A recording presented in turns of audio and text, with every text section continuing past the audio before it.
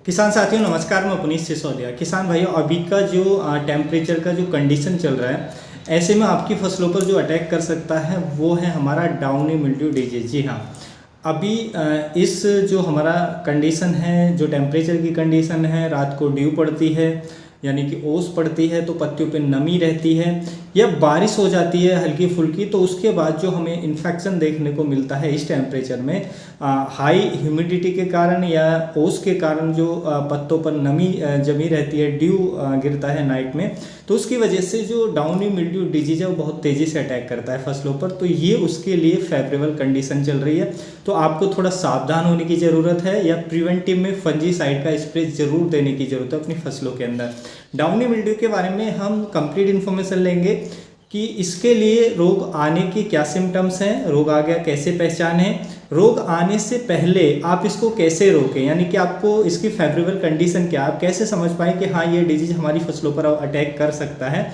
उसके साथ साथ आ चुका है तो कौन से बेस्ट फंजीसाइड है, आने से पहले रोकने के लिए कौन से बेस्ट फंजीसाइड है प्रिवेंटिव के लिए, डिटेल में समझेंगे। वीडियो इन्फॉर्मेटिव होगा, वीडियो अच्छा लगे लाइक कीजिएगा, अच्छा ना लगे तो आप इसे डिसलाइक भी कर सकते हैं। तो चलिए जानते हैं।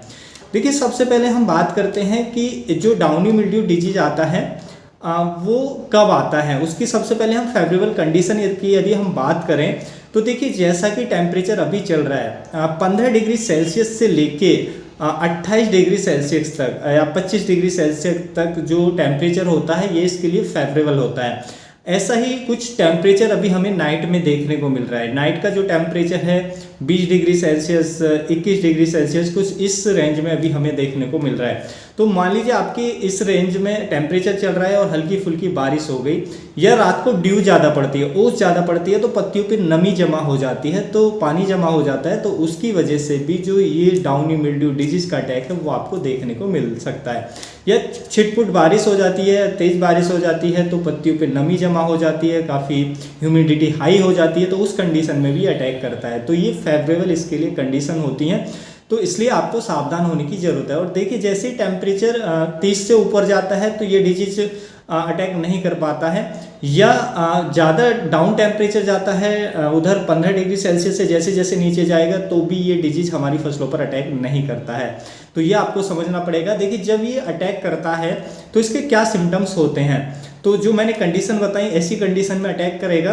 तो देखिए, इसके जो सिम्टम्स होते हैं, जब आपको सिम्टम्स नज़र आते हैं तो क्या होता है कि हमारी पत्तियां ऊपर से पीली होने लगती हैं, पीले स्पॉट्स, येलो स्पॉट्स आने लगते हैं, पीले धब्बे नजर आएंगे, या ऊपर से पत्तियां पीली दिखेगी।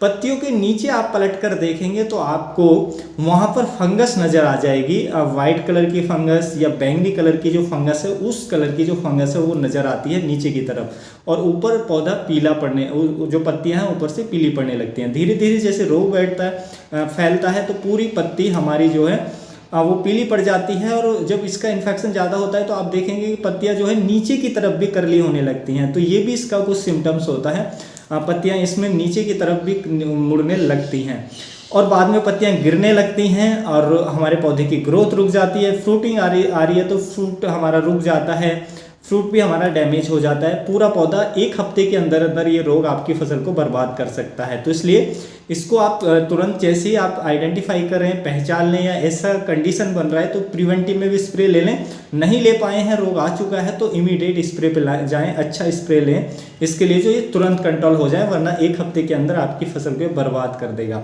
ये कौन कौन सी फसलों पर ज़्यादा देखने को मिलता है। देखिए, ये जो अभी टेम्परेचर चल रहा है, इसका टेम्परेचर में ये बहुत कम अटैक करता है। टमाटर की फसल के अंदर उतना ज़्यादा नहीं होता है। मिर्च में भी इसका अटैक देखने को मिलता है। सबसे ज़्यादा इसका गोभी में, फूल गोभी में, पत्ता गोभी, कोलरबी में, मूली में, तो इन फसलों में बहुत ज़्यादा अटैक देखने को मिल सकता है। जो अभी ये फसलें लगाते हैं किसान भाई, उनका ये वेदर भी चल रहा है, तो इन पर अटैक देखने को मिलता है। और देखिए, यही टेम्परेचर जो है, जो अभी टेम्परेचर चल रहा है, उधर आता है हमारा फरवरी एंड में और मार्च के शुरुआत में, तो यही टेम्परेचर आता है लगभग। उसमें भी आगे जैसे जैसे दिसंबर के बाद टेम्परेचर बहुत ज़्यादा डाउन जाएगा तो ये इसका अटैक नहीं होगा, लेकिन जैसे फरवरी के बाद और थोड़ा मार्च की शुरुआत में जो टेम्परेचर होता है कुछ इसी रेंज में होता है, जो 18 से लेकर के 25 डिग्री सेल्सियस के बीच में, 15 से 25 के बीच में। तो जब भी ये हमारी फसलों पर अटैक करता है उस टाइम पे जो हमारी कुकर बीट्स क्रॉप होती हैं, हमारे जैसे कि कद्दू वर्गीय जो फसलें होती हैं, उन पे ज़्यादा अटैक देखने को मिलता है। खीरा के अंदर, खरबूज के अंदर इनमें बहुत ज़्यादा अटैक देखने को मिलता है उस सीज़न में। तो आपको समझ आना चाहिए जब भी ऐसा टेम्परेचर आए और लग रहा है ह्यूमिडिटी हाई है, तो आपको प्रिवेंटिव इसका इमीडिएट स्प्रे लेना चाहिए। प्रिवेंटिव में कौन सा स्प्रे आप ले सकते हैं, तो देखिए प्रिवेंटिव के लिए आप मैनकोजेब है, बहुत सस्ते में आ जाता है, अच्छा काम करता है। उससे बेटर लेना चाहते हैं तो एंट्राकॉल फंजीसाइड है, जिसमें प्रोपिनेफ साल्ट होता है, तो वो भी बहुत अच्छा काम करता है। प्रिवेंटिव के लिए आप उसका भी यूज कर सकते हैं। उसके बाद जो हमारा तीसरा आता है वो आता है क्वच फंजीसाइड। तो क्वच में क्लोरोथोलोनिल टेक्निकल होता है, ये भी बहुत अच्छा काम करता है, ये उससे भी बेटर है प्रिवेंटिव के लिए। तो ये 3 प्रिवेंटिव हैं, बहुत अच्छे में प्रिवेंटिव में ये काम करते हैं, कॉन्टैक्ट एक्शन से काम करते हैं। तो डाउनी मिल्ड्यू को प्रिवेंट करने के लिए आप इनका स्प्रे ले सकते हैं, इनमें से किसी का भी स्प्रे कर सकते हैं, काफ़ी अच्छे से काम करते हैं। अब हो सकता है कि मान लीजिए डाउनी मिल्ड्यू का अटैक आपकी फसल के अंदर हो चुका है, अब सिम्टम्स आपको नज़र आ रहे हैं, तो अभी आपको क्या करना है कि आपको कोई अच्छे जो फंजीसाइड है उनका स्प्रे आपको लेना चाहिए। यूपीएल का आता है रैनमैन। अब इस सिम्टम्स दिखने के बाद वो अच्छा काम करेगा, तो रैनमैन का आप स्प्रे ले सकते हैं। सेक्टिन आता है बायर का, आप उसका भी यूज कर सकते हैं, वो भी अच्छे से काम करता है, जिसकी पिक्चर आप स्क्रीन पर देख सकते हैं। और देखिए एक और आता है बायर कंपनी का मेलोडे ड्यू, कुछ इसी नाम से आता है, पिक्चर आप स्क्रीन पर देख सकते हैं। तो ये भी अच्छा काम करता है, तो आप इसका भी स्प्रे ले सकते हैं। तो इनमें से कोई भी अगर सिम्टम्स दिख रहा है तो इनमें से किसी एक का स्प्रे करें। और देखिए इससे बचने के लिए एक और चीज़ आपको करनी चाहिए कि जो स्पेसिंग है वो प्रॉपर रखनी चाहिए। मान लीजिए ह्यूमिडिटी हाई हो जाती है और एरेशन अच्छा नहीं होता है ना पत्तियों के बीच में, तो भी ये जो डिजीज है ज़्यादा अटैक करता है। यदि एरेशन अच्छा हो रहा है तो कम अटैक देखने को मिलेगा, लेकिन एरेशन नहीं हो रहा है, पत्तियां आपने ज़्यादा पास क्रॉप लगा दी है, पत्तियां आपस में सटी हुई हैं, बारिश हो गई या उनमें मॉइस्चर ज़्यादा है, तो भी इसका अटैक बहुत तेज़ी से बढ़ता है। तो इसलिए प्रॉपर डिस्टेंस से ही आप प्लांटिंग आपको करनी चाहिए फसलों की, जिससे इस रोग को हम प्रिवेंट कर सकते हैं, इतना ज़्यादा हमें अटैक देखने को ना मिले।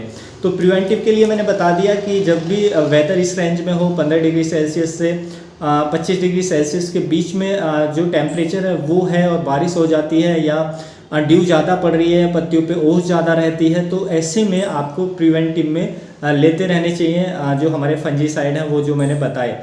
लेकिन यदि आप नहीं ले पाए, आप नहीं समझ पाए हैं तो और रोग का सिम्टम्स दिख चुका है, तो फिर आप क्यूरेटिव के लिए जो मैंने अच्छे फंजीसाइड बताए हैं आपको इनको देना चाहिए। तो फिर जो डिजीज है वो अच्छे से कंट्रोल हो जाता है। जब ये रोग हमारी फसलों पर अटैक करता है तो ये जो है ये केवल लिविंग जो ऑर्गेनिज्म है उन्हीं पर जीवित रह सकते हैं, यानी कि पौधों पर जो जीवित पौधे हैं उन पर ही जीवित रह सकती हैं। लेकिन जो हमारे अवशेष होते हैं, पत्तियां गिर जाती हैं तो ये अवशेष में जीवित नहीं रहती है, ये जो फंगस होती है। इसके लिए लिविंग ऑर्गेनिज्म चाहिए इसको जीवित रहने के लिए, अपने लाइफ साइकिल को पूरा करने के लिए। तो आप इसको आसानी से कंट्रोल कर सकते हैं जैसे मैंने बताया। तो उम्मीद है किसान साथियों जो आज की जानकारी आपको अच्छी लगी होगी। जानकारी अच्छी लगी वीडियो को लाइक कीजिएगा, ज़्यादा से ज़्यादा फार्मर के साथ इसे शेयर कीजिएगा ताकि उन तक भी ये जानकारी पहुंच सके। मिलूंगा मैं आपको एक और नई वीडियो में नई जानकारी के साथ, तब तक के लिए आप अपना ख्याल रखिएगा। धन्यवाद।